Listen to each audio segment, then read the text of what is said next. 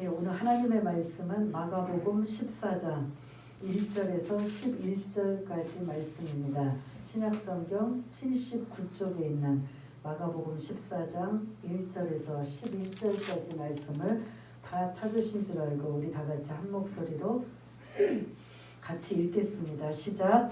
이틀이 지나면 유월절과 무교절이라 대제사장들과 서기관들이 예수를 흉계로 잡아 죽일 방도를 구하며 이르되 밀란이 날까 하노니 명절에는 하지 말자 하더라.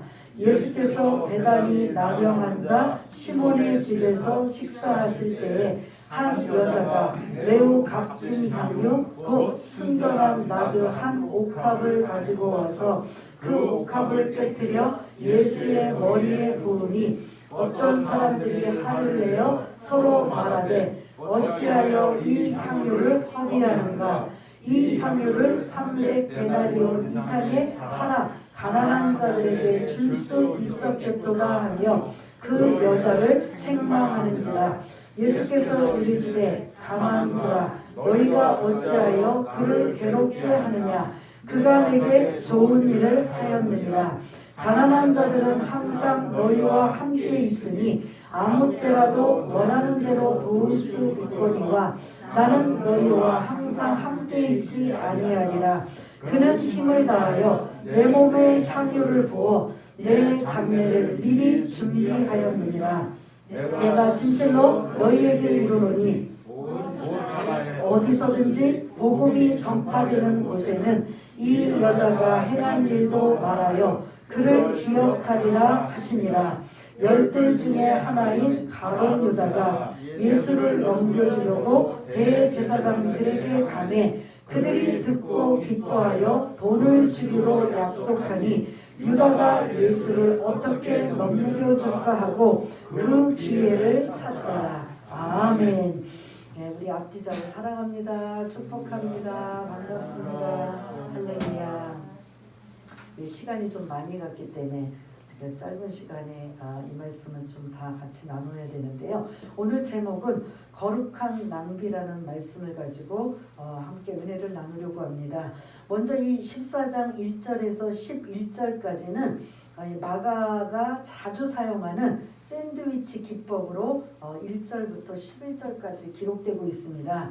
1절, 2절 그리고 10절과 11절이 그런 양쪽 빵이라면 빵 속에 샌드위치는 빵 속에 뭐가 있어요? 그 안에 그런 잼이든지 뭐 여러 가지 중요한 것들이 담겨져 있는 것처럼 1절과 2절, 10절과 11절을 같이 볼 수가 있고 그 안에 알맹이라고 볼 수 있는 3절과 9절을 볼 수가 있습니다. 그래서 여러분들 샌드위치 기법하면 양쪽에 빵을 놓고 그 안에 뭐 잼이라든지 뭐 여러 가지 샐러드를 넣게 되는 이러한 모습을 볼 수가 있는데 여러분 샌드위치를 드시면 사실은 뭐가 진짜 같아요?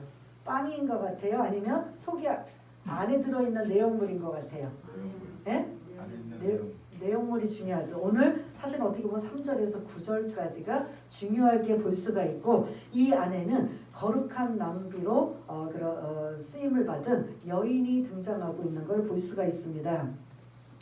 오늘 이 14장 1절에서 11절까지 보면 때, 시기가 나와요. 그게 1절이에요.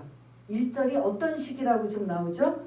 이틀이 지나면 유월절과 무교절인 이스라엘의 최대 명절이에요. 가장 중요하게 여기는 명절이에요. 이틀이 지나면 아직 이틀 전이에요. 그럼 이 유월절은 출애굽에 등장하는 애굽에서 노예 생활하던 그 이스라엘 백성을 해방시켜준 기념하는 절기가 유월절인 걸 볼 수가 있고 그 유월절은 반드시 뭐가 있어야 돼요? 네? 이 유월절에 없어서는 안 되는 반드시 뭐가 있어야 돼요?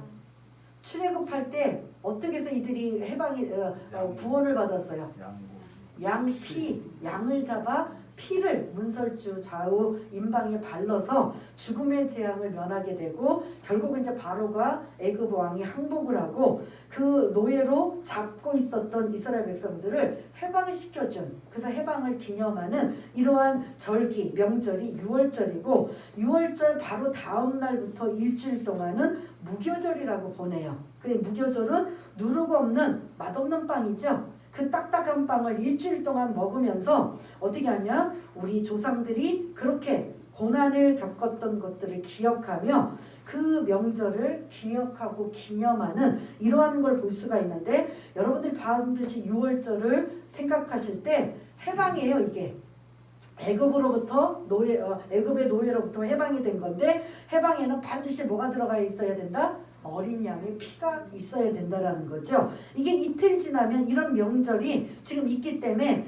예루살렘에 살고 있는 주민들뿐만 아니라 전국 각각 고처에서 순례객들이 이 명절을 지키기 위해서 유대인들이 이 예루살렘에 엄청 많이 모여 있는 걸 볼 수가 있습니다. 그래서 그 역사서에 보면은 약간 예루살렘의 주민들은 한 5만 5천 명 정도가 살고 있다면, 순례객들, 이 명절을 보내기 위해서 예루살렘에 온 순례객들은 한 10만 명이 넘는다고 합니다. 한 12만 명, 그 이상이 되니까 한 18만 명이 이 명절만 되면 순례객들과 주민들로 꽉 차져 있는 이러한 예루살렘의 그런 일주일 동안 유월절 명절의 모습을 볼 수가 있는데, 이때가 이 유월절과 무교절을 며칠이 지나면 이런 일이 생긴다고요?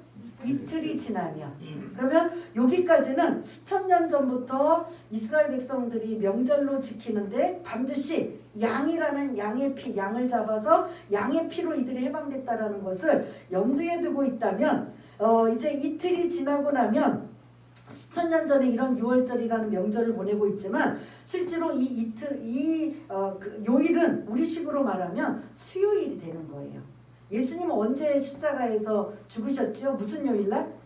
금요일. 그러니까 금요일 이틀 전이 수요일이에요. 그러니까 실제로 수요일에 있었던 사건이 14장의 사건인 걸 볼 수가 있습니다. 수요일이 지나고 목요일, 금요일만 되면 이제 예수님의 운명은 며칠밖에 지금 이 땅에서 못 살으셔요? 이틀밖에 못 사시는 거예요. 근데 그 이틀을 사실 이제 이틀밖에 안 남은 그 예수님을 향해 죽이려는 자, 잡으려는 자, 갖은 온갖 예수님을 잡으려는 갖은 그런 온갖 이런 흉계를 지금 펼치는 대제사장들과 서기관들이 지금 등장하고 있는 걸 볼 수가 있습니다. 그 말씀을 먼저 드리기 전에, 시기 이틀이 지나면 유월절과 무교절이라는 이스라엘의 최대의 명절이 지금 이제 기다리고 있는 상황. 이게 과거 구약에서 있었던 이스라엘의 최대 명절이라면, 이거를 완성시킨 분이 누구예요?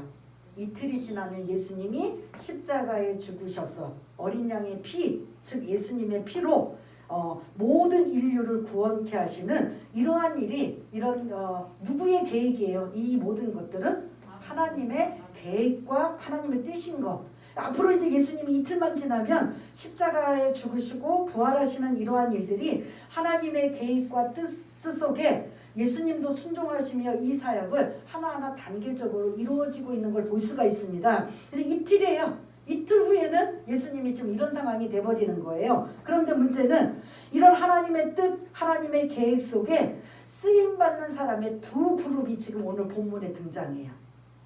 어떤 그룹이냐면 1절과 2절, 10절과 11절은 예수님을 죽이려고 배반하는 배반자로, 불의의 도구로 쓰임받는 그룹이 있는가 하면, 3절부터 9절까지는 이름도 등장하지 않는 무명의 여인, 누구도 인정해주지 않는 이 여인이 옥합을 깨뜨려서 거룩한 낭비로 예수님 앞에 그 향유를 부은 사건, 그런 헌신자, 이런 두 그룹이 지금 등장해요.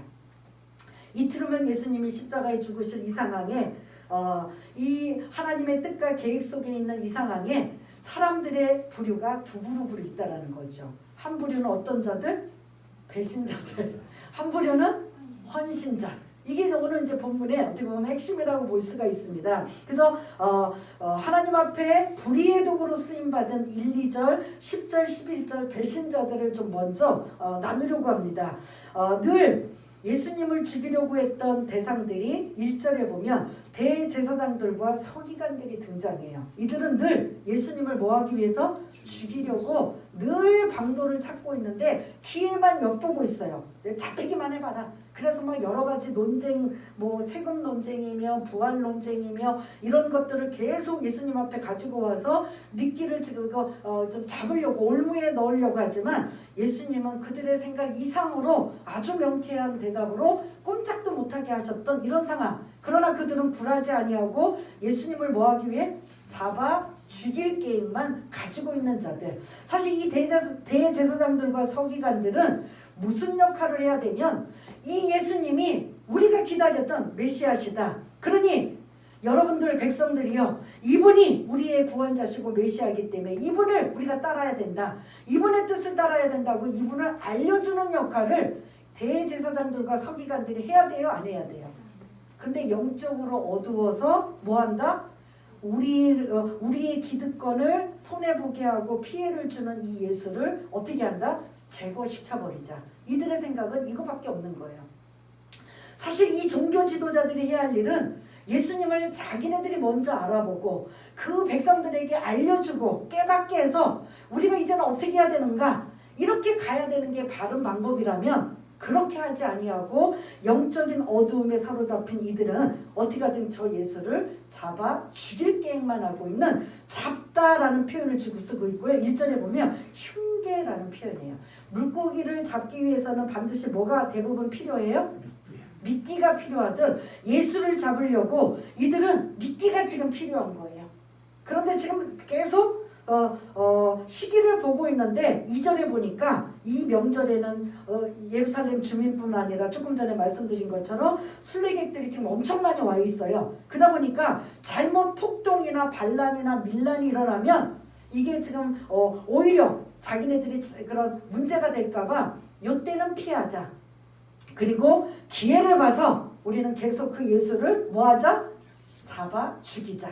잡아 죽이자예요. 근데 흉계는 아까 말씀드린, 제가 뭐라 그랬어요? 물고기는 반드시 뭐가 있어야 잡을 수 있다고요? 미끼가 있듯이 이 종교 지도자들, 대제사장들과 서기관들이 예수를 잡기 위해서 뭐가 필요해요? 미끼가 필요한데 그 미끼 역을 10절 11절에 누가 하고 있어요? 10절 11절을 좀 띄워주세요. 누가 하고 있어요? 이 불의의 도구로 쓰임받고 있다는 거죠. 가룟 유다는 누구예요? 예수님과 함께 3년 동안 동고동락하며 함께 먹고 함께 자고 예수님이 하신 모든 일을 지켜보았던 12 제자 중에 누구다? 한 명이다. 그것도 또 인정받아서 무슨 역할을 했다? 재무 역할도 맡아서 헌금 돈을 맡고 있는 이러한 사람이 지금 이 종교 지도자들이 그렇게 미끼를 지금 누군가가 미끼가 지금 되어서 예수를 잡으려고 하는데 그 미끼가 바로 어디에서 나타났다? 제 발로. 예수님의 제자 중에 한 사람인 가룟 유다가 제 발로 이들을 찾아가서 얼마를 받고, 은 30이라는 그게 큰 돈도 아니에요. 적은 돈을 받고 예수님을 뭐 했다? 팔아 넘겼다는 거죠. 대제사장과 서기관들은, 종교 지도자들은 예수를 잡아 죽이려는 계획이지만 가룟 유다는 예수를 은 30에 팔아 넘기고 그 예수를 죽이려고 하는. 그럼 왜 가룟 유다가 12명의 제자 중에 하나였다면 왜 이런 짓을 했을까? 궁금하시죠? 아시는 분들도 계실 거고. 첫째는 은 30이라는 돈 욕심. 그게 큰 돈은 아니어도 돈에 대한 욕심도 있었고, 더 큰 의도는 정치적인 이유예요. 이 12명의 제자 중에 대부분의 출신들은 뭐 하는 사람들이었어요?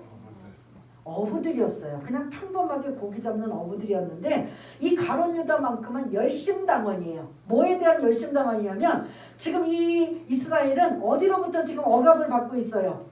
로마로부터 억압을 받고 있기 때문에 또 어떻게 하든 독립운동을 하고 싶고 어떻게 하든 이 로마로부터 벗어나기 위해서 할 수만 있으면 하는 열심당원이란 말이에요. 그런데 자기가 우리가 섬기고 있는 이 예수님이 보통 분이 아니시고 우리가 기다리던 메시아라면 종료주일 주일날 나귀 새끼를 타시고 예루살렘에 입성하셔서 그때부터 지금까지 수요일까지 지켜보고만 예수님이 어떤 행동을 로마로부터 독립하기 위한 행동을 하셔요, 안 하셔요?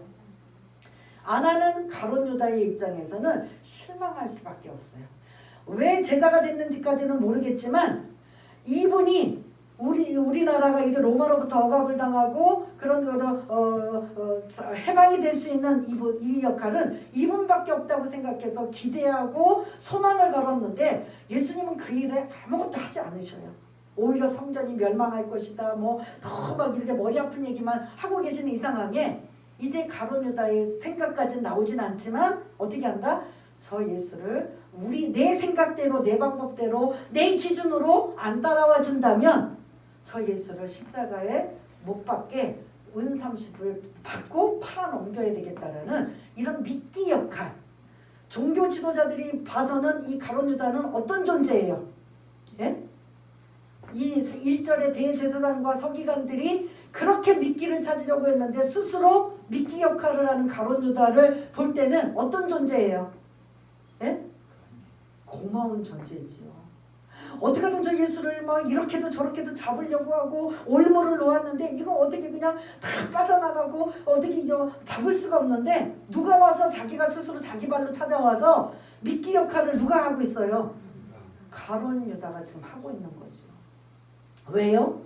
자기 생각, 자기 기준, 자기 판단, 로마로부터 독립할 수 있는 그 일을 다윗 왕처럼 용감하게 담대하게 개선 장군처럼 예루살렘에 입성해서 이 일들을 처리해야 되는데 예수님은 여전히 가난한 자, 소외된 자, 병든 자 이런 자들과 함께하고 있는 이 모습 속에 가룟 유다의 생각 속에 분통이 터지는 거예요. 이러고 있을 바에 내가 이제는 여기서 벗어나겠다. 벗어나는데 그냥 벗어나는 게 아니라 그 예수님을 팔아버리는데 미끼로 쓰는 그러한 불의의 도구로 쓰임받고 있는 안타까움의 모습이 1절과 2절, 10절과 11절의 두 종교 지도자들과 가룟 유다의 어떤 예수님을 배신하는 배신자의 모습을 볼 수가 있습니다. 그러나 이거는 이제 어떻게 보면 껍데기와 같고 실제 오늘 핵심은 3절부터 9절까지인 걸 볼 수가 있습니다. 배신자를 우리가 보았다면 이제 두 번째는 뭘 봐야 되는 거죠? 헌신자를 보는 거죠. 어떤 여인이 등장하나 3절 우리 한번 읽어보았지만 3절 한번 읽겠습니다. 시작. 예수께서 배단이 나병한 자 시몬의 집에서 식사하실 때에 한 여자가 매우 값진 향유 곧 순전한 나드 한 옥합을 가지고 와서 그 옥합을 깨트려 예수의 머리에 부으니. 아멘.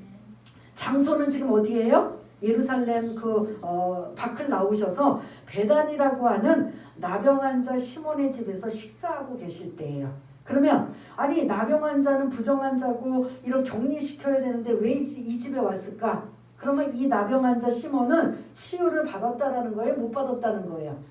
전에는 나병 환자였지만 예수님으로 말미암아 완전히 정상으로 치유가 되어서 이 나병 환자 시몬이 너무 고맙고 감사해서 예수님을 식사 초대로 지금 이제 와 있는데 예수님만 지금 혼자 와 있나요? 항상 따라다니는 무리들이 누구예요? 제자들. 몇 명인가요?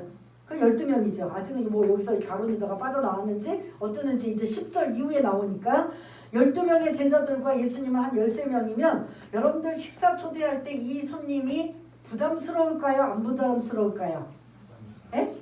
가난한 집에서 부담스러워요. 그러나 이 시몬의 집에서 이렇게 식사를 대접할 정도면 그렇게 가난하지는 않을 것 같다라는 생각이 들고 예수님께서 고쳐주시고 치유해 주셔서 감사한 마음으로 식사를 지금 대접하고 있는 이 상황에 한 여자가 등장해요. 이 여자는 이름도 없어요. 직업도 몰라요. 어디서 왔는지도 몰라요. 근데 식사하고 있는 상황에 여자가 지금 향유 옥합을 깨트려서 옥합을 깨트렸다라는 건 그런 용기가 석고와 같은 거기 때문에 이 꿀을 깨트려야 그거를 쏟을 수 있기 때문에 예수님의 머리에 부으는. 근데 이때 유대인들의 식사는 어떻게 할 것 같아요?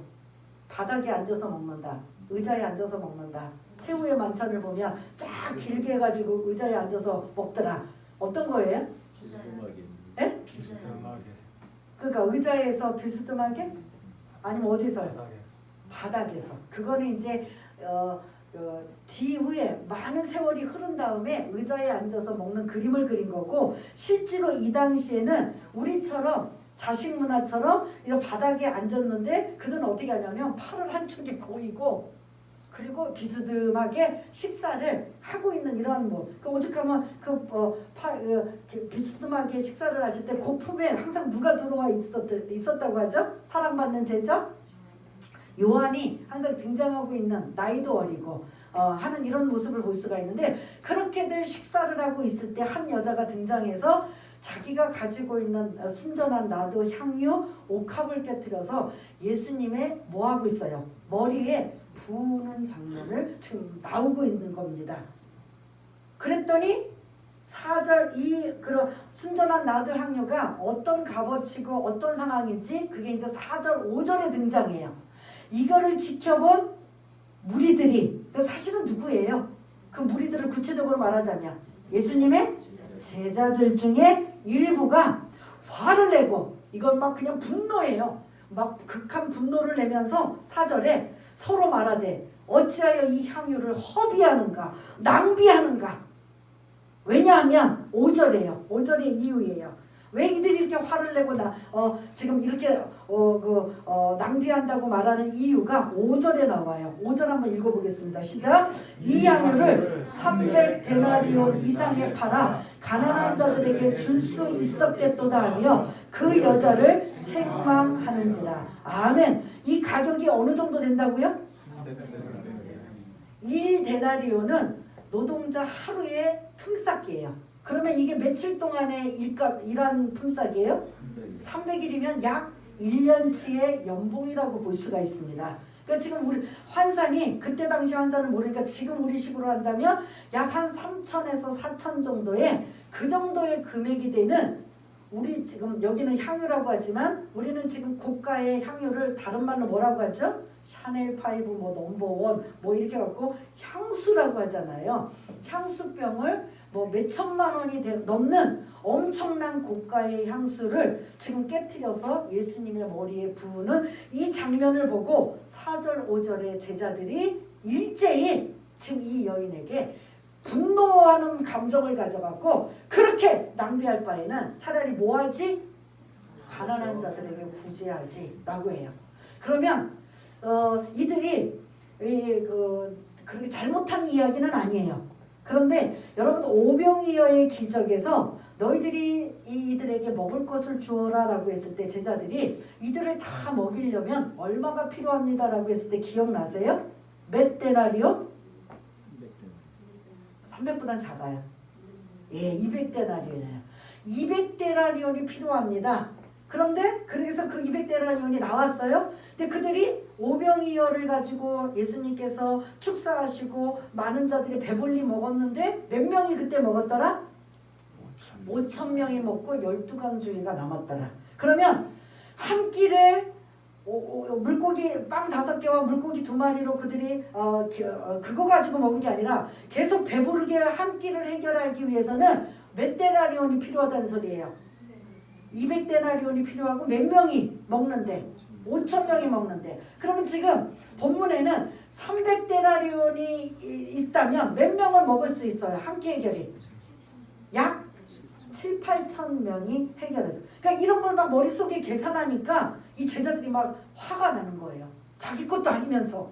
아니, 이렇게 엄청난 금액을 한순간에 예수님의 머리에다 붓는 이 행위 지금 잘못하고 있지 않느냐. 6월절이라는 명절은 모두가 돌아보아야 되기 때문에 구제하는 것들이 반드시 있어요. 그러니까 그걸 가지고 그들이 이야기를 하면서 이렇게 엄청난 돈이면 이렇게 한 7천 명 정도는 한 끼 문제를 해결할 수 있는데 어떻게 이렇게 낭비할 수 있느냐고 막 야단을 치고 있는 거예요.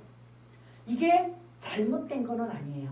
그런데 예수님은 며칠 후면 죽으셔요. 이틀 후면. 그러니까 제자들이 지금 예수님께서 죽으신다고 하고 뭐 어떤 얘기를 해도 이들은 뭐 자기가 듣고 싶은 것만 듣고 생각하고 싶은 것만 생각하고 있고, 우리도 마찬가지잖아요. 저와 여러분들도 설교를 아무리 하고 성경 말씀을 전하고 해도 내가 듣고 싶은 것만 듣고 내가 취하고 싶은 것만 취하다 보니까 어떤 때는 놓치고 잃어버릴 게 너무 많은데, 제자들도 사실은 모습이에요. 사실 이 여인이 향유 옥합을 깨뜨려서 예수님 앞에 머리에 붓는 장면은 사실 누가 해야 돼요? 제자들 중에 한 명이 해야 된다고요. 안 돼, 돈이 안 되면 제자들끼리 서로 십시일반을 걷어서라도 해야 된다고요. 그런데 그 행동을 보고 야단을 치고 지금 분노하고 있는 제자들의 모습을 지금 6절부터 9절까지 예수님이 그 여인을 변호하고 있어요. 그럼 여인, 여러분 한번 상상해 보세요. 여인이 갑자기 나타나서 옥합을, 그 비싼 향수를 깨트려 가지고 예수님의 머리에 붓고 있는 장면을 쟤들이 밥 먹다가 보고 있다가 곧바로 한마디씩 막 하는 거예요. 어디 지금 이런 이 비싼 이런 행동을 할 수 있느냐? 만약에 한다 그래도 한두 방울을 예수님 앞에 부으는 건 그래도 이해가 된다. 근데 그거를 통째로 다 들이붓는 건, 엄청난 이 금액의 이 향유를 들여붓는 건 잘못했다라고 하면서 한마디씩 다 야단을 이 여인에게 치고 있는 장면이에요. 그들이 야단치고 있는 핵심은 뭐라고요? 가난한 자들을 구제할 수 있는 7,000명 이상을 함께 해결할 수 있는 이 돈을 왜 낭비하고 있느냐 라고 해서 한마디씩 하고 있으니까 여자가 그냥 순전한 마음으로 예수님 앞에 하는 그 행동 속에 차라리 어떻게 보면 기가 죽어 있는 상황일 수도 있어요. 근데 6절부터 9절까지 예수님의 말씀하시죠. 가만둬라. 그 여자를 뭐하지 말아라? 괴롭게 하지 말아라. 그는 무슨 일을 하였다? 7절에 좋은 일을 하였다는 거예요. 선한 일, 아름다운 일을 하였다는 거예요. 그 좋은 일, 아름다운 일이 뭘까요? 8절에 보니까 이 여인은 뭐 한 거예요? 자기도 이걸 의도적으로 한 건 아니었는데 예수님은 자기 형편과 상황에 딱 맞는, 뭐라고, 우리가 8절 한번 읽어보겠습니다. 시작. 그는 힘을 다하여 내 몸에 향유를 부어 내 장례를 미리 준비하였느니라. 아멘. 예수님의 입장에서는 이틀 후면 그냥 십자가를 지고 가시면서 뭐 그런 수치와 모멸과 채찍질과 온갖 상처와 그냥 그 옆구리에 창이 찔리고 십자가에 매달려서 아주 그냥 그 몰골이 처참한 상태에, 대부분의 시신이라면 좀 기름으로 닦아가지고 좀 깨끗한 상태로 시신을 안치할 텐데, 예수님은 여러분들이 아시다시피 십자가에서 내려오신 다음에 뭐 하고 있어요? 그렇게 했어요? 일반적인 시신을 하듯이? 혹시 돈 안 맞고 좀 문제 생길까봐 그냥 로마 군병에 둘러싸여가지고 세마포로 그냥 둘둘 마른 다음에 아리마대 요셉의 빈 무덤, 예비해 놓은 그 무덤에 집어넣고 돌문으로 막아버리잖아요. 그러면 최한의 아무리 악한 사람이고 뭐해도 그 고인 앞에서는 예의가 있잖아요. 장례를 지낼 때 기름으로 그 시신들을 한 번씩 다 닦아준 다음에 옷을 새롭게 갈아입히고, 그리고 이 장례 의식을 하는데 예수님은 그 의식을 했어요, 안 했어요? 근데 그거를 지금 미리 했다라고 지금 한 거 봐요. 그러면 이 여인은 이걸 알고 했을까요?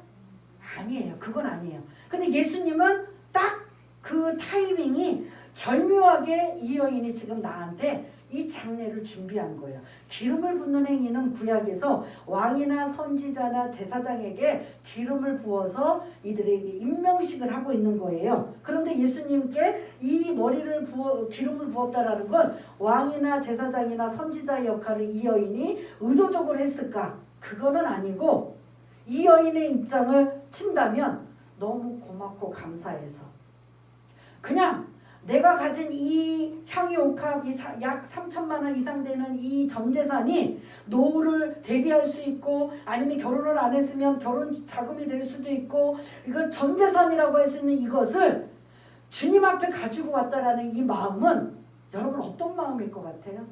계산하지 않기 때문에 갖고 오는 거예요. 만일 계산했다면 갖고 나올 수 있을까요? 못 갖고 나오고, 갖고 나왔다 할지라도 한두 방울 떨어뜨렸을 거예요. 이게 거룩한 낭비라는 거죠. 왠지 그 주님 앞에서는 내가 가진 게 아깝지가 않는 거예요. 그분의 사랑이 어떤 사랑을 받았는지는 나오진 않아요. 이 여인의 이름도 직업도 어떤 은혜를 받았는지는 안 나오지만 이 안에 마가가 의도하고 있는 건 어떤 일을 하였는가. 주님 앞에 제자들이 해야 할 일을 어떤 이름 없는 여인이 등장해서 자기가 가지고 있는 전부를 주님 앞에 다 쏟아 부으면서 자기의 사랑을 어떻게 보면 고백하고 감사를 고백하고 은혜를 고백하고 있는 이러한 표현을 지금 이 여인은 한 것뿐인데 그게 우연찮게 뭐와 연결이 되었다? 장례를 준비하게 되는 이 역할을 한 거예요. 저와 여러분들이 그냥 주님 앞에 하는 일들을 계산하고 따지고 그리고 이것 때문에 내가 보상을 받고 대가를 받고 인정을 받고 한다면 그거는 이미 여러분들 희석이 돼버린 거예요. 부지중에 한 것. 내가 한 것도 기억하지 못하고 그냥 그 계산하지 않고 내가 주님 앞에 이 사랑을 전하고 싶다라고 한다면 여러분들 이 여인과 같이 그렇다고 여러분들의 재산을 뭐 다 팔아 하라는 게 아니라 이런 마음의 자세를 가지라는 거죠. 제자 중에 하나는 가룟 유다는 어떻게 해요? 보상과 대가와 이런 것들을 받기 위해서 함께 했지만 예수님이 전혀 이 가룟 유다의 생각 속에 안 오니까 결국 어떻게 해요? 배신과 배반으로 완전히 상황이 바뀌어버리잖아요. 우리도 지금 신앙생활하면서 여기 계신 분들은 아니지만 대부분 복 받겠다 아니면 어떤 응답을 받아야 되고 문제 해결을 받아야 되고 이런저런 그런 목적으로 교회를 왔는데 해결이 안 되면 어떻게 해요? 결국은 떠나버리잖아요. 예수 안 믿잖아요. 우리가 전도하러 다니고 많은 사람들을 만나면 나도 한때는 다 예수 믿었어. 근데 사람들이 꼴보기 싫어서 교회 안 와. 그리고 아무리 뭐 신앙생활해도 뭐 달라진 게 없어. 이런저런 소리 많이 듣잖아요. 그거는 결국은 뭐가 깔려있냐면 내 기준, 내 판단, 내가 원하는 것 이게 안 들어주면 나는 언제라도 주님을 예수 안 믿겠다는 거예요. 그러나 이 거룩한 낭비로 이 예수님 앞에 향유 옥합을 깨뜨려서 드린 이 여인은 그냥 안 따지는 거예요. 그냥 고마운 거예요. 그냥 감사한 거예요. 그 은혜가 너무 귀하고 너무 소중한 거예요. 그래서 자기 전 재산과 같은 이 순전한 나도 향유를 예수님 앞에 부었던 이 일들이 이렇게 장례를 준비하기까지 이렇게 연관성이 될지 누가 알았냔 말이에요. 그러면서 9절에 말씀하시죠. 내가 진실로 너희에게 이르노니 온 천하에 어디서든지 복음이 전파되는 곳에는 이 여자가 행한 일도 말하여 그를 뭐하리라? 기억하리라 하시니라. 주님이 여기 계신 저와 여러분들이 하신 신앙의 모습 남들이 보기에는 약해 보이고 보잘것없어 보이고 초라해 보이고 별거 아닌 것 같지만 주님이 보실 때는 기억할 수 있는 저와 여러분들의 이 여인과 같은 믿음의 소유자 묻지도 따지지도 않고 그냥 주님이라면 그냥 드리고 싶고 그냥 섬기고 싶고 헌신하고 싶고 감사하고 고마운 생각 사랑의 마음이 그냥 저절로 나오는 그런 헌신자의 모습이 저와 여러분들이 되었으면 좋겠습니다. 근데 반대로 내 계산대로 내 생각대로 내 판대로 내 그런 원하는 대로 안 되면 언제든지 배신할 수 있는 누구와 같은 모습도 있다? 가룟 유다와 같은 모습이 있는 거죠. 그래서 우리 안에는 이게 사실은 공존할 수 있어요. 어떤 때는 막 은혜 받고 너무 감사하고 너무 귀하니까 막 헌신하고 싶고 막 하나님 앞에 드리고 싶고 어떻게 하면 내가 하나님 뜻대로 살을까라는 이 생각이 들다가도 한편으로는 보상받고 싶고 대가도 받고 싶고 인정받고 싶은 이 마음이 한순간에 서운하고 또 여러 가지 그런 절망의 상태에서 그러한 가룟 유다 같은 이런 모습들이 우리 안에도 충분히 있을 수 있다는 걸 잊지 마시길 바라겠습니다. 그래서 오늘 이 배신자와 헌신자의 이 사이의 갈등 이게 사실 우리의 어떻게 보면 주님이 오시는 그날까지 우리 신앙은 어디에 가 있어야 되는가 여러분들 한번 묵상하시고 한 주 동안 좀 더 깊이 묵상하시면서 내가 조금이라도 가룟 유다와 같은 아주 이러한 세속적이고 내 그런 계획적이고 내 생각대로 내 방법대로 안 되면 언제든지 실망하고 좌절하고 예수를 버릴 그런 생각까지 하고 있다면 거기서 돌이키시길 바라고 할 수만 있다면 은혜예요. 뭐 하나님이 우리에게 막 엄청나게 막 그냥 건강도 고쳐주시고 물질도 막 부어주시고 모든 문제가 만사형통해져서 은혜가 아니라 진짜 은혜는 이 많고 많은 사람들 중에 나를 하나님의 뭐로 삼아주신 거? 자녀 삼아주신 거. 이거 하나만 은혜예요. 나머지는 주시면 감사해. 주시면 감사하고 또 감사해요. 그래서 그 감사할 것 가지고 또 영광 돌리지만 진짜 은혜는 나 같은 죄인, 벌레만도 못한 죄인, 전혀 자격이 없는 우리를, 나를 하나님의 자녀로 삼아주셨다는 거. 그거 하나 때문에 고맙고 감사해서 내가 어떻게 하면 주님께 사랑을 전할 수 있을까? 사람들이 나를 어떻게 본다 할지라도 묻지도 따지지 않고 부지중에 하나님이 하신 것들을 기억하며 순전하게 헌신하는, 헌신의 최고의 모델은 누굴 것 같아요? 이 여인이에요? 헌신하면 최고의 모델이, 우리의 모델은 누구예요? 예수님이신 거잖아요. 우리 예수님이 우리를 위해 아낌없이 죽으셨던 그 헌신의 모습, 이런 모습이라면 오늘 이 말씀 속에 우리가 한번 우리의 마음들을 한번 좀 신앙을 정리해 보면서 나는 어떻게 신앙생활 해야 될까? 한번 이 어려운 시국이지만 더 깊이 주님을 묵상하고 주님께 더 가까이 가고 주님께 의의 도구로, 선한 도구로, 헌신의 도구로 쓰임받을 수 있는 그런 기억될 만한 사람이 되기를 간절히 소원합니다. 그래서 오늘 이 말씀, 나는 이 가룟 유다와 같은 마음이 내 안에 있다면 오늘 이 말씀 속에 예수의 이름으로 쫓아버리시고 성령님의 도움을 받아 이 여인과 같은, 할 수만 있다면 헌신된 자의 모습으로 살아가기를 원합니다. 그것도 계산하고 어떤 대가를 바라는 게 아니라 진실하고 순전된 마음으로 헌신하기 원합니다. 또 하나는 뭐냐면 하나님이 나를 어떤 사람으로 기억할까? 여기 계신 분들 다 구원받아 천국은 가는데 주님이 저와 여러분들 어떤 자로 기억할까? 야, 너 너무 얄미, 너무 계산적이야. 너무 그냥 그 하나하나 따져. 이렇게 올까? 아니면 그냥 은혜로 헌신적이고 그냥 그 믿음으로 가는 이런 사람으로 기억될까?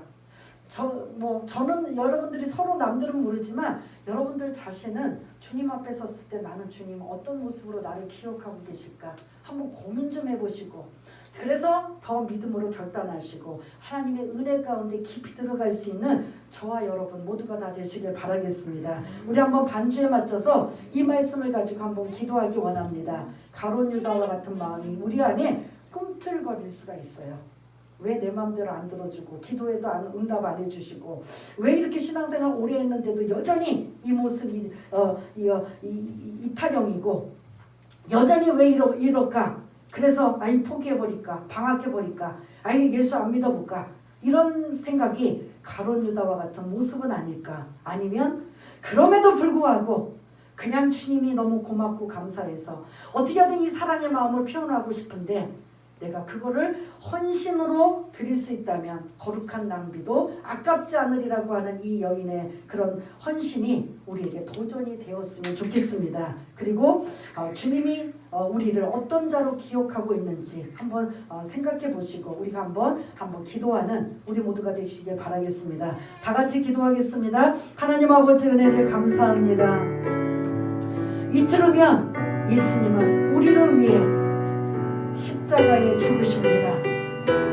같이 따라다니고 예수님이 힌트를 주고 알려주었던 제자들은 전혀 깨닫지 못하고 오히려 그 중에 일부는 예수를 은삼십에 팔아넘겨 예수를 죽이는 데 앞장서는 미끼의 역할을 가룟 유다가 하고 있습니다. 언제든지 우리는 우리가 원하는 대로, 우리 뜻대로, 우리 방향대로 따라주지 않으면 가룟 유다처럼 예수를 포기하고 배반하는 이러한 것들이 우리에게 있을 수 있는데 성령님, 우린 절대로 주님을 버리지 않겠습니다. 이 여인처럼 어떤 은혜를 받았는지 어떤 사랑을 받았는지는 알 수 없지만 어떻게 하면 주님 앞에 내 사랑의 마음을 고백할 수 있을까? 그런 마음으로 자기의 전 재산이라고 할 수 있는 순전한 마음을 하며 옥합을 깨뜨려서 예수님의 머리에 부으는 이 사랑의 표현이 결국 이틀 후면 예수님이 죽으실 장례를 미리 준비하게 되는 놀라운 일이 이루어지게 된 것입니다. 하나님 아버지, 이 땅에는 하나님의 자녀가 있지만 불의의 도구로 쓰임받기도 하고 의의 도구로 쓰임받기도 합니다. 우리 모두는 의의 도구로 쓰임받을 수 있는 우리 모두가 되고 그렇게 기억되는 한 사람 한 사람 다 될 수 있도록 성령님 도와주옵소서. 성령님 이 말씀이 묵상되어주고 듣는 것으로만 끝는 게 아니라 교육과 책망과 바르게 함과 의여 교육하기에 유익한 말씀이 될 수 있도록 주님 도와주시옵소서.